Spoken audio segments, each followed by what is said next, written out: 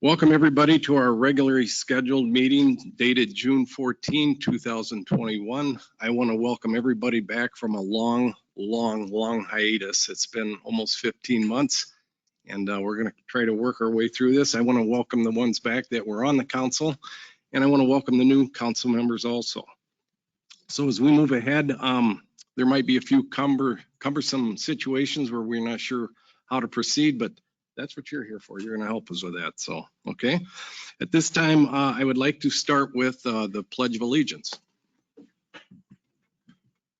pledge allegiance to the flag of the United States of America and to the republic for which it stands, one nation, under God, indivisible, with liberty and justice for all.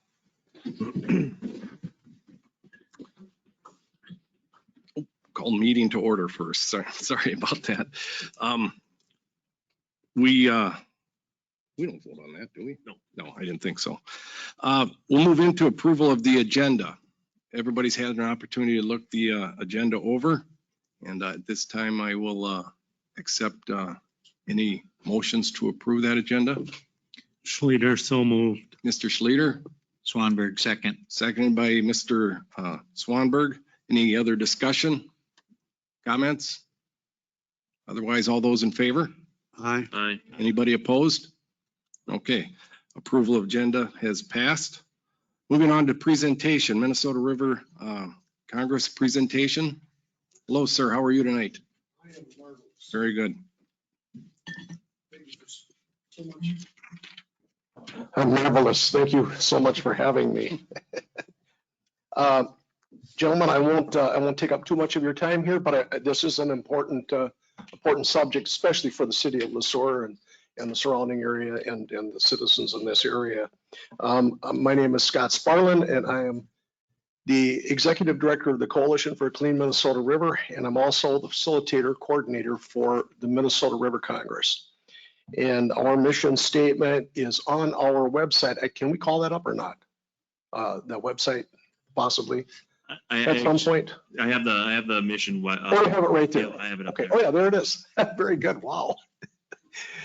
This is our, as you can see there, focusing on the natural resource and economic health of the Minnesota River Basin, and to promote citizen participation from all communities of interest and take cooperative action to protect, conserve, and improve the Minnesota River system. And it took us about 6 months to get that, because there's a lot to it, a lot more than meets the eyes. And our water storage program and Senate File 1037, you should have been given that ahead of time, and I believe that is so. And so the resolution that we're asking for, once again, I want to reiterate that you're not supporting our organization other than supporting our efforts to obtain this program for the state of Minnesota. And right now, its status is, and I can talk more about the Minnesota River Congress in a moment, but I want to get right to the program and the legislative initiative that we're involved with. And this is right now is in both omnibus, House omnibus and Senate omnibus bills. And they're just working out a few of the finalized details. And we are awaiting to see what happens today with the overall budget, as everybody is. And we are confident because the Senate also has a version and the House has a version. And as you well know, that one side is in power in the House and another side is in power in the Senate. And so it's a good sign when you can get bipartisanship for something as important as this. And I would refer you to, let's see, one of the things I wanted to make sure that you were aware of are the various cities that are already in support. And they include, and there's a lot of them that are like you right now that are considering as well. Henderson, Granite Falls, Eden Prairie, Arlington, Amboy, New Ulm, Mankato, Olivia, Nicollet, Redwood Falls, Springfield, St. Peter, and Winthrop. And we would sure love to have Sueur among that list of cities that endorse this initiative. And with that, I would entertain any questions that you have about our organization, or what the intent, spirit, and the intent of this legislation is. For those of you that are not that knowledgeable about the water storage part of it, I can get into that a little bit quickly. This is any form that water can be stored on the landscape through soil health initiatives, wetland reclamation, wetland creation of any size, shape, and form. So this is a specialized piece that is going to be targeted towards water storage exclusively.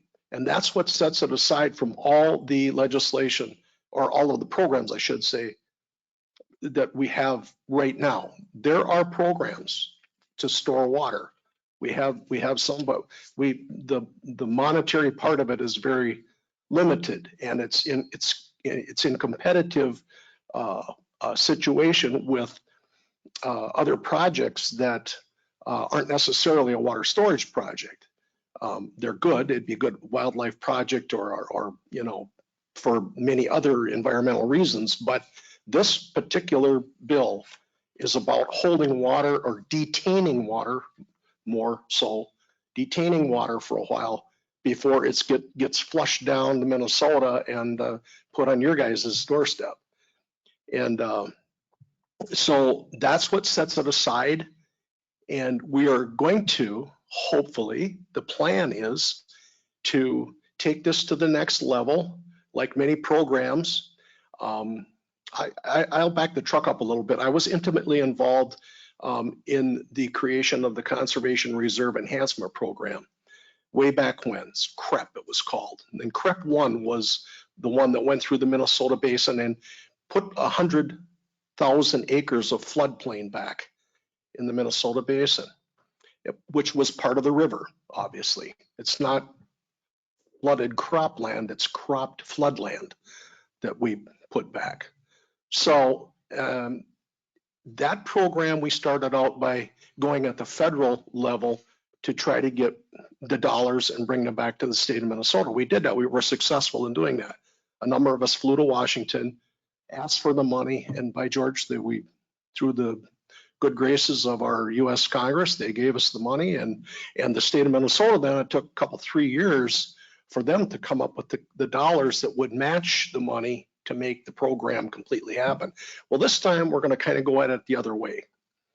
The state of Minnesota is going to commit, hopefully in this legislation, approximately $3 million just to get the program established, which is not going to do a lot, but it establishes the program and shows the federal partners that we are serious about this. And so our next steps are to go to Senators Smith and Klobuchar and some of our friends in Wisconsin that are in the House, and some of our own representatives, to establish a federal part of this water storage that would come to Minnesota to the tune of, well, I'm not going to say that, but it would be a very substantial amount of money that we're asking for.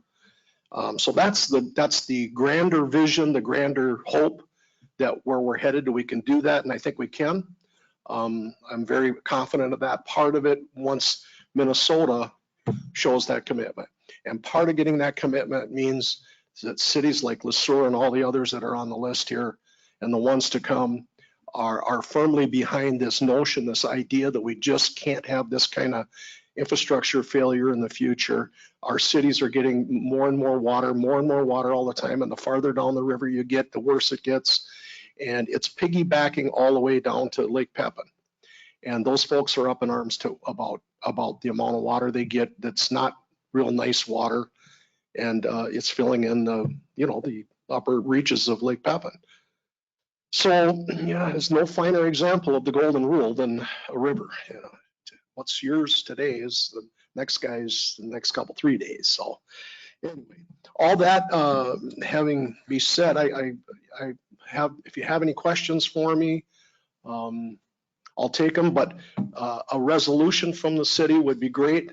A resolution and the endorsement letter signature with the Sueur logo. You have a great logo with the Minnesota River right in it. That would be a nice addition to everything. And we would certainly like to have you be part of our family to push this through. Scott, quick Yes, question. yes, sir. Should this council support this resolution, what type of expectations would your group have from our community? To what degree? You mean monetary, anything like that? Anything? Yeah, no, at this point, no. It's just your signature saying, you know, we're on your side. We think this is the way we've got to go. We have to start storing water on our landscape. We have to quit treating water like it's a second-rate citizen. It's our most important resource. What about right now? We're coming up on a drought. We're going to need water, you know? So all these things, always about water. How did Mark Twain put it? Whiskey's for drinking and water's for fighting. So, but all we're expecting from Sueur is, like I say, is, hey, we're in on it with you.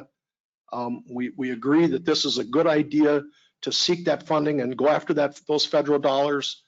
And that is the only expectation we have at this point. And I don't foresee anything grandiose in the future where the city of Sueur would have to pony up money to do anything or anything like that. It's not about that. This is making the political, cultural statement that we think this is the way to go, and we support your efforts to do this, to go about getting it. So go at it. And we've got a track record, and we have a long history in this area. Thank you. Anybody So- else have any questions?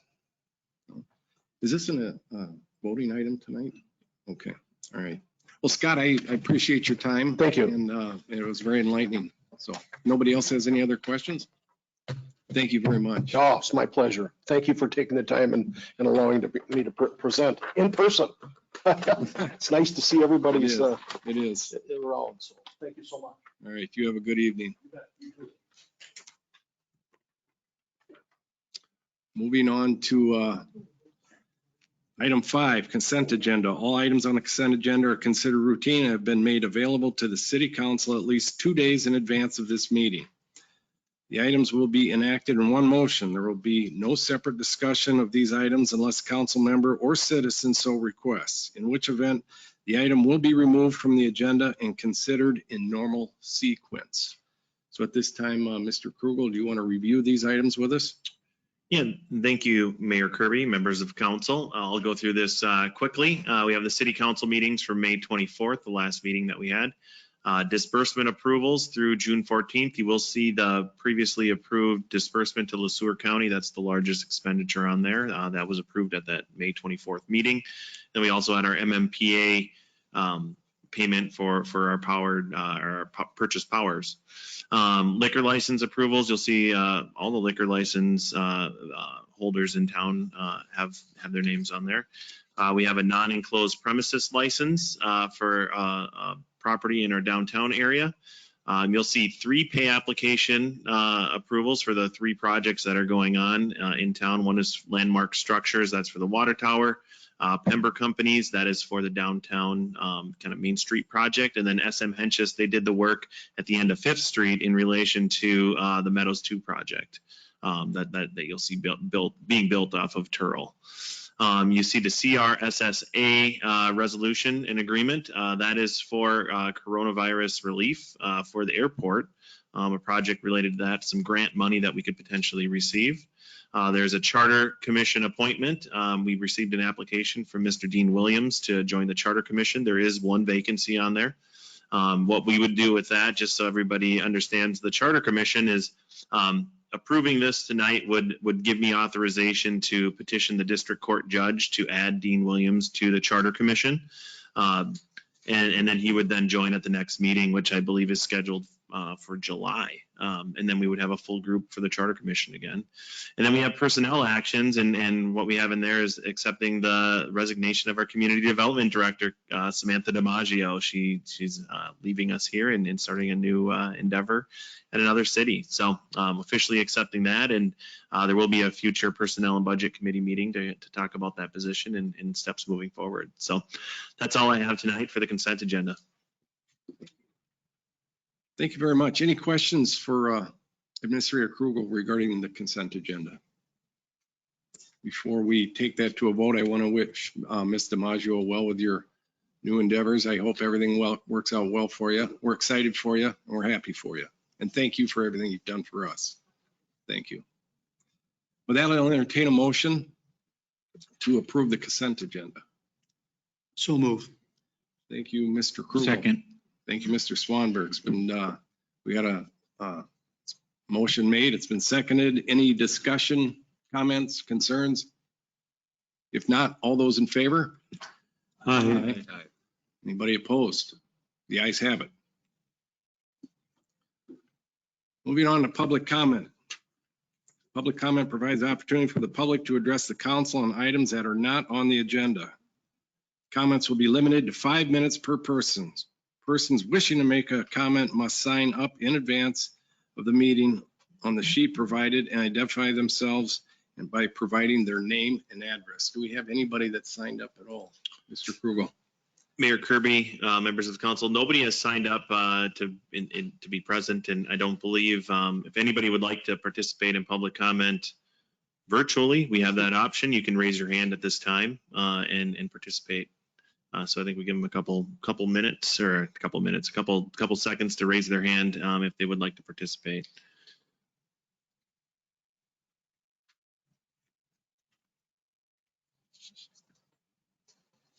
Anything at all? Nothing yet? It doesn't appear there's anybody raising their hand at this time. With that, we will close public comment.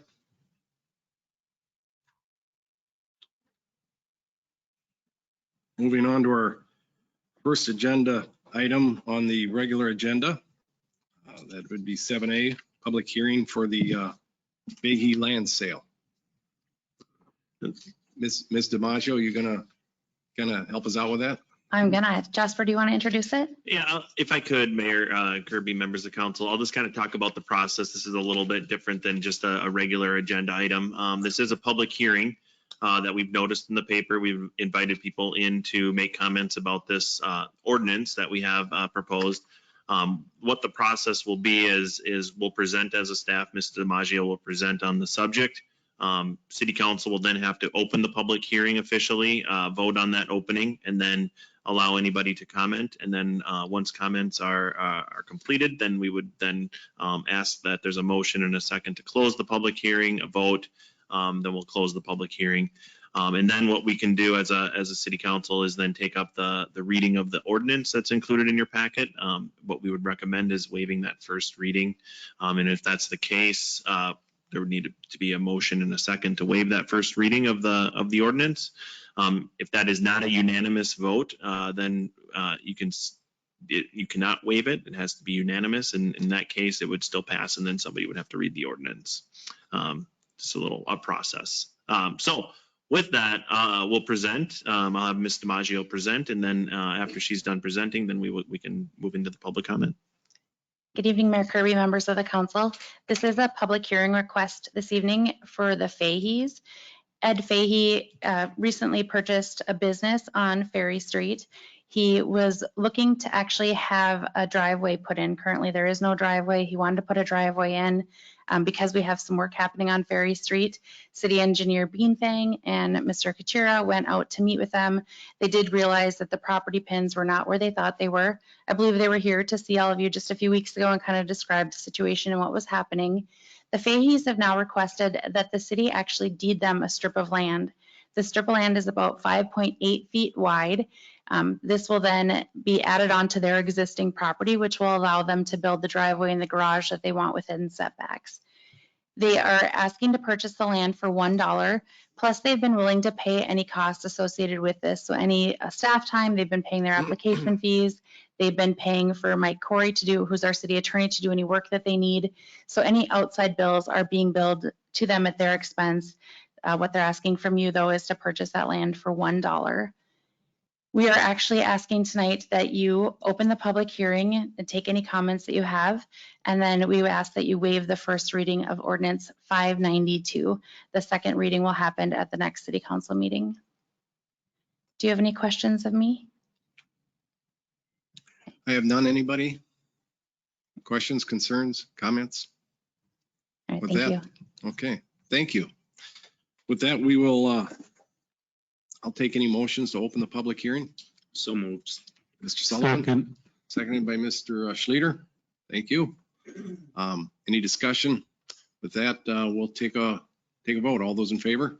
Aye. Anybody opposed? The ayes have it. So we have nobody for any public hearing, as you can see. Correct, Mayor Kirby. We don't have anybody present that would like to participate. If anybody that is virtually attending the meeting would like to participate in the public comment, please raise your hand and we can unmute your microphone and you can participate in that manner. Again, I would recommend just giving it a few seconds to see if anybody would like to participate, and if not, you could feel free to close the public hearing. I think with that, I'll entertain a motion to close the public hearing. So moved. Second. Mr. Sullivan, motion made. Second. We got it seconded too. Thank you. I'm just going to suggest that if anybody was going to vote against closing the public hearing, you're going to read it for us. So all those in favor? Aye. Anybody opposed? Okay, public hearing is closed. And then now we go on to. Yes, Mayor Kirby, members of council, what should be considered now is to motion to waive the first reading of ordinance 592. Okay, at this time, I will entertain any motions to waive the first reading of ordinance 592. So moved. Mr. Lozey, first one this time, and thank you, Ms. Mahoney. Thank you. Any discussion? If not, we'll, all those in favor? Aye. Anybody opposed? Okay, motion to waive 592 has been passed. Moving on to regular agenda item 8A, housing recruitment plan. Mr. Krugel. Thank you, Mayor Kirby, members of council. Tonight is a product of our city council goals that we've established. This is one that I think we established in 2020 and 2021. And what we have is a document that's been vetted, I believe it was through the Planning Commission, EDA. the EDA, that they've looked at it. They've made a recommendation to city council to review it and potentially approve it. And Ms. DiMaggio is here tonight to present. Thank you. When this goal was given to me, it was interesting because as a city, we've done a lot of work trying to figure out how to recruit more housing. And we had numerous plans done through the years and studies. And for me, it was a challenge because it just felt like a lot of words and really trying to figure out how do we actually make this into something that we can use to recruit businesses, whether they're home builders or whether they're land developers, or maybe it's just home flippers, different types of people into town to help grow our housing population. And so taking that goal, what I did is I actually created a document that goes through and has different sections. It has an overview, our objective, and really some of the background. And I wanted to kind of go through and talk about some of the studies that we've done. And then in the end, I created 3 different objectives. One of them is for rental housing, one is for single family, and the other one is for other. And so hopefully you had a chance to review that. I think the best thing to do with this strategy is because really we need everything. I think if you look at housing and say, well, is there one thing we need? Through the years, it's proven that we need every kind of housing that there is. So with this, it's really whether you're a person who lives here in town who maybe wants to get into the housing game, or as I said, someone who's been doing this for years, you should be able to take a look at this plan and say, okay, I want to buy this rental, or I own a rental, or I own my own single family home. Who can help me make changes to this or finance it? So I went through and created a list of everybody in Minnesota who has money for housing and what it's used for. Because as I said, it was a struggle for me to really figure out, to try to recruit one group or another, we need to recruit every single thing that pertains to housing. And so I hope that all of you like how it turned out. I truly think it's a useful document, and I'll add this to the website before I go so that people can start using it right away. All right, well, thank you. Any questions for Ms. DiMaggio? Any at all? I do have some. Thank you. Sam, I have two questions. How does this fit with the comprehensive plan? So there's actually, on the side, you'll see inside there, I actually took sections directly out of the comprehensive plan and included them right in there. But I think that's a great question. And really that is our guiding document, and that's where a majority of this should come from. But again, as Councilmember Krogman and I have joked in the past, the comprehensive plan is very similar to our housing situation. You can throw a dart and hit just about any topic. So I wanted to make sure that people knew this information does come out of our previous studies, out of our comprehensive plan. This is definitely something that the community has asked for and wanted for years.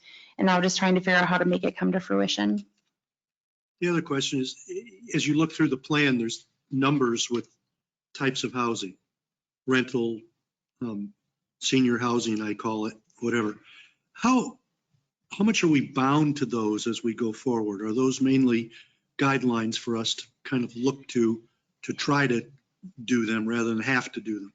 Well, I think you're onto something, because some of the numbers that we got, some of these guidelines that were given to us were actually, they're years old now. And so that's something that you struggle with too. So I tried to put in there some of the apartments that we do have and some of the ages of them, because I think if someone were to be looking at maybe acquiring one of our properties in town, that's the first thing that they're going to say is, well, what are the other properties in town that has all their ages listed?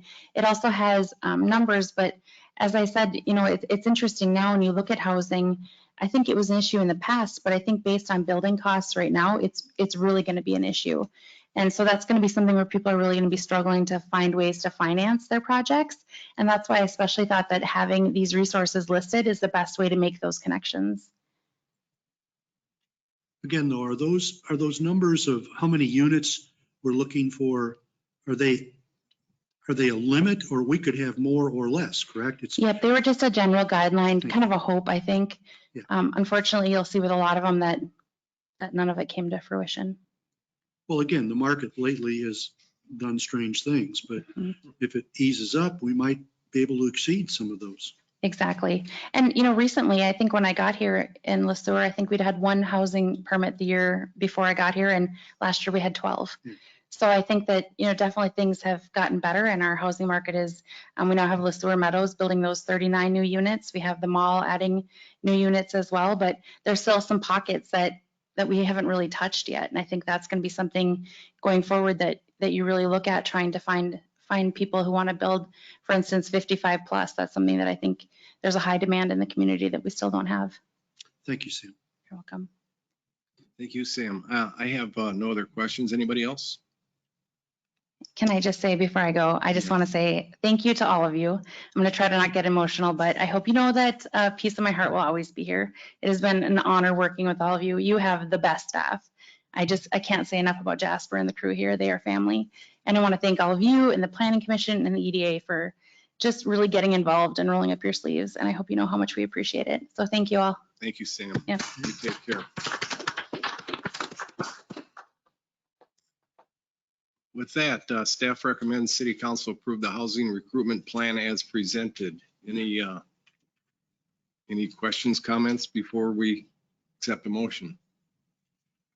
Any motions? So moved. Thank you, Mr. Sullivan. Mahoney second. Thank you, Ms. Mahoney. All those in favor? For discussion. Oh, discussion. Thank you. Sorry. Dave, you were going to remind me of that. Any other discussion before we take this to vote? Comments, concerns? Thank you. Let me say this. I think we've applauded Sam, but this is a long-term project that took a lot of work, and we need to thank her again, because this is long needed and hard to do. So thank you, Sam. Thank you. So that said, all those in favor? Aye. Anybody opposed? Okay. Action is been accepted. Thank you, Sam. Thank you. Take care. Item 8B, approval, reconstruction incentive program policy. Mr. Krugel. Yeah, Mayor Kirby, members of City Council. This is a product of the retreat that we had earlier this year, the virtual retreat related to water and sewer services in the city of Sueur that aren't connected. Currently in our code, you'll see some language that hasn't really been enforced, and we wanted to take a look at it and make sure that it fits with what our intent is. So I'll turn it over to Public Services Director Kuchera to present on this and talk about the incentive program. What we're looking at doing is asking that this is considered for approval tonight, and then you'll likely see some code updates related with this topic in the near future. Mr. Kuchera, welcome. Thank you, Mayor and Council. Yes, at the March 1st City Council retreat, we did discuss the city code in relation to water and wastewater connections. And with the projects we had going, the CASA 22 project and next year the CASA 36 project, we knew there could be an impact to residents. And under direction from City Council, we were guided to create an incentive program, and that is what we have done here. The goal is to obviously try to assist the property owners to connect with city services when we're going by, so we don't have to come back, cut up a brand new road, put marks in a brand new road, try to avoid that at all costs. So that is what the intent of this is. Next slide, Casper, please. So a summary of the program, we would waive the whack and sack fees. Currently that is $3,000 each for residential. So it'd be $3,000 for water, $3,000 for sewer, or because certain properties have certain utilities. It'd just be whatever they needed. This could then be financed by City Council on the assessment roll.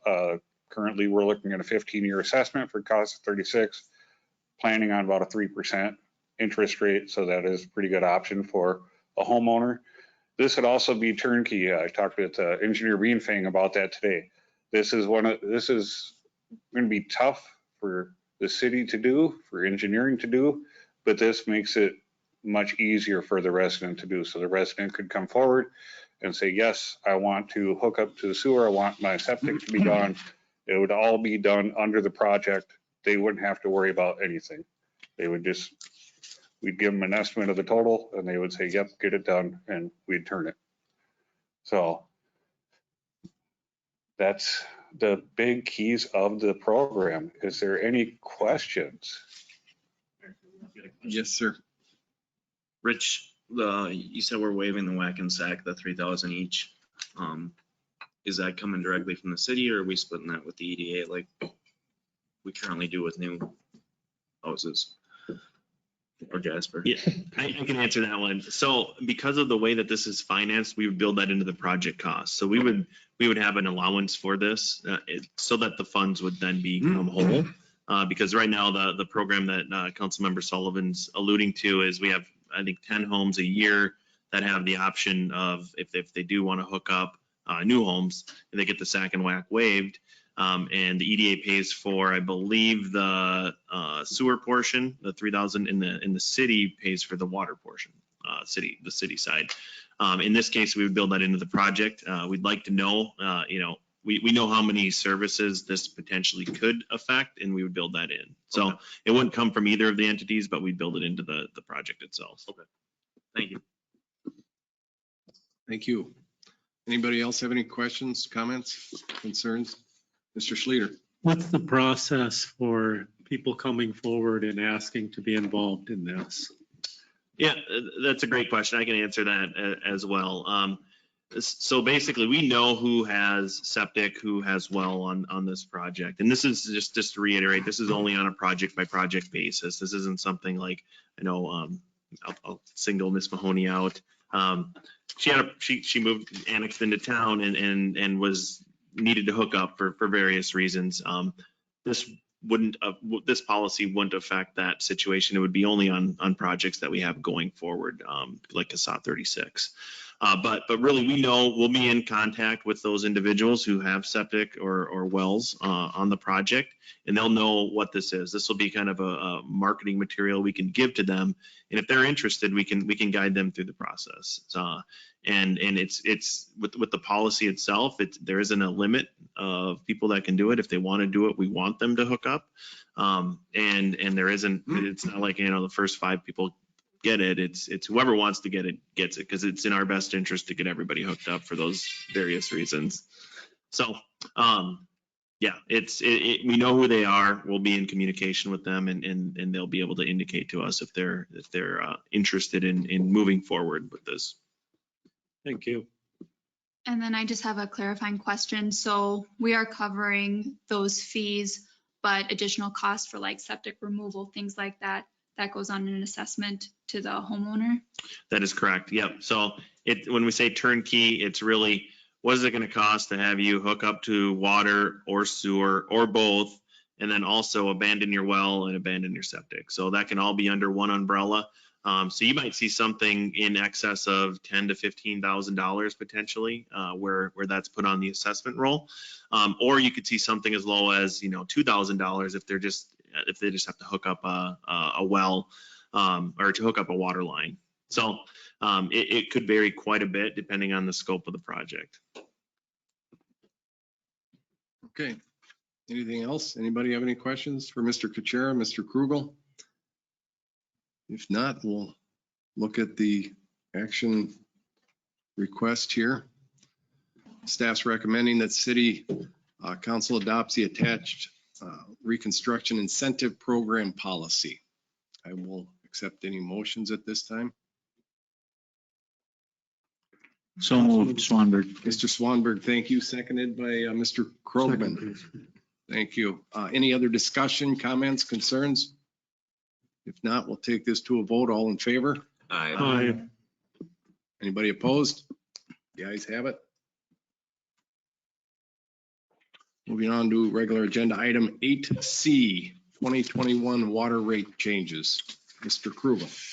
Mayor Kirby, members of City Council, from time to time, we have to amend our utility rates, and that's what we're looking at today. There's a resolution that I sent out this I believe early afternoon. There is a slight revision to that. There's actually an implementation date on there of July 1st, just to be clear. That's provided here at the meeting too. But we have Public Services Director Kuchera here to kind of go through the changes and what you'll see on here, and what is currently approved versus what we're proposing. So with that, I'll hand it off to Public Services Director Kuchera. Thank you again, Mayor and Council. The current schedule that we are using now does not have an increasing tier for bulk hydrant usage. It's $5.10 per thousand, and that tier does not increase.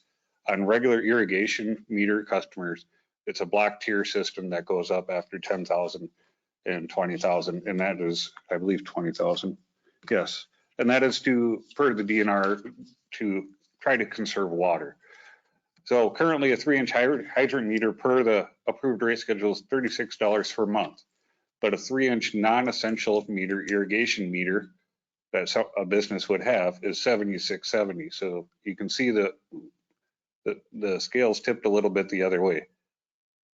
Currently also the billings are generated manually and then sent out through our financial software tool. And it's not a part of our utility billing system. So when we're trying to keep our water conservation, water accountability together, it creates more steps and layers that we have to track everything to minimize our water loss for the year. Another item, we want to define bulk water as for those that do not have access to city water. So that would be the SM Henches, the Landmark crew, the contractors that are coming in town doing projects and then they're leaving town. Nothing against them. They're great. We have projects. They're doing business for us, but why are we giving them a break on the service? So another item is the setup fee and removal fee. Obviously, if you've seen a hydrant meter, they're not cheap. They're about $4,000 a piece. We have to maintain them. So we set the fee up to more reflect the actual cost of the equipment and the maintenance we have to do to those. And with that, any questions? Rich, this is Newell. Yep. I think we should note that, unless I'm mistaken, the Personnel and Budget Committee extensively reviewed these rates and negotiated getting some of them down, quite frankly, or moving them into different categories, looking at the best possible scenario for all different rates that are involved. I'm not sure I'm being real clear on that, but we discovered, for example, that the original proposal given us, people who use very little water, some of the people who are in the lower income side of our city would have been paying pretty high rates just for water accessibility fee, not the use.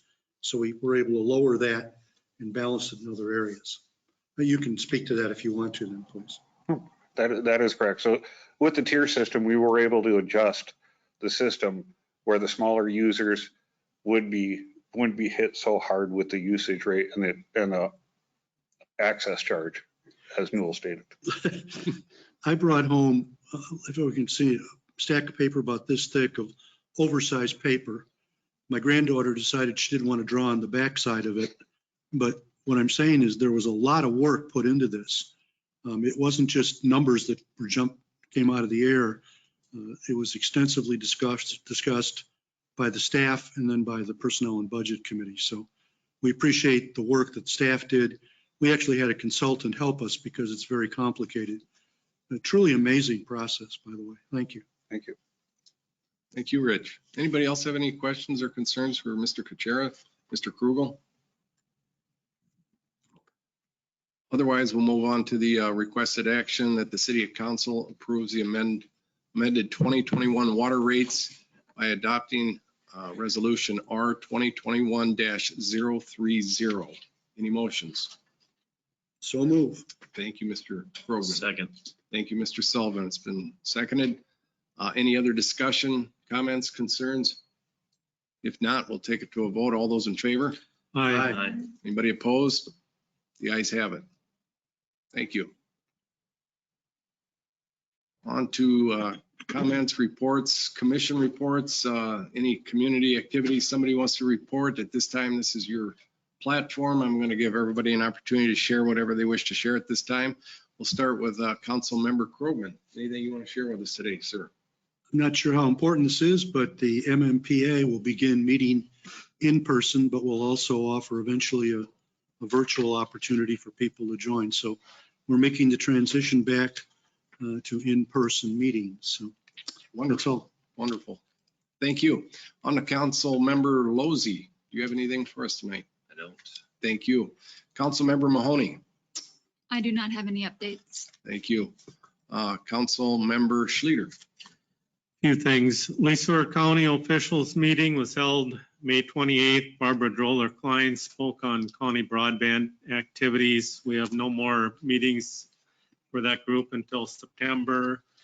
Did have a county commissioner that wanted to speak to the city administrator after that meeting, and we did sit down and went over what we had talked about at that meeting. Region 9 development, there's a full board meeting this Wednesday in New Ulm. HRA meeting has been rescheduled Wednesday the 23rd, so I could attend the R9 meeting. Highway 169 Coalition, Thursday, June 24th, we're having a meeting with Representative Angie Craig and Transportation Director Margaret Donahoe. And that's all I have. Thank you, Councilmember Schluter. Councilmember Sullivan, anything you want to share with us? I don't have anything to report on. I just want to show my appreciation to Sam as well and wish her well in the future. Thank you. Councilmember Swanberg. Nothing tonight. Thank you, sir. I have nothing myself other than I have a hospital board meeting tomorrow at 3 o'clock.